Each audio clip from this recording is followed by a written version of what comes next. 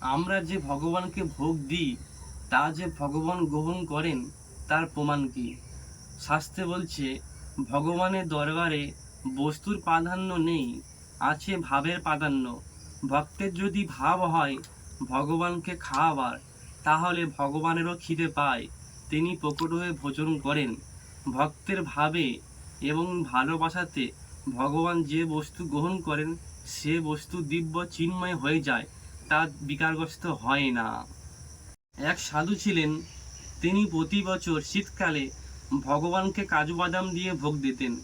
কিছুদিন যাওয়ার পরে কাজু বাদামের দাম বেড়ে যাওয়ার জন্য তিনি ভগবানকে চীনা বাদাম দিয়ে ভোগ দিতে শুরু করলেন। একদিন ভগবান তাকে সামনে জিজ্ঞাসা করলেন, কি রে, তুই শুধু আমাকে চীনা বাদামই খাওয়াবি? সেই দিনের পর থেকে সেই সাধু ভগবানকে কাজু বাদাম দিয়ে ভোগ দিলেন। প্রথমে তার মনে সন্দেহ হয়েছিল, কি জানি ভগবান ভোগ গ্রহণ করেন কিনা। যখন ভগবান এরূপ বলে দিলেন তখন তার মনে সন্দেহ দূর হলো। আসল বিষয়টি এটি হলো, আমরা যে ভগবানকে ভোগ দিই, বস্তু এবং ভাব দুটি আলাদা।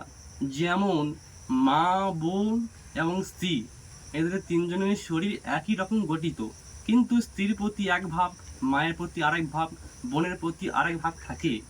আমরা দেখতে হবে যে ভগবানকে ভোগ দিচ্ছি আমরা ভাবের দিচ্ছি না বস্তু চিন্তা করছি, তবেই ভগবান গ্রহণ করবেন যদি ভাব থাকে।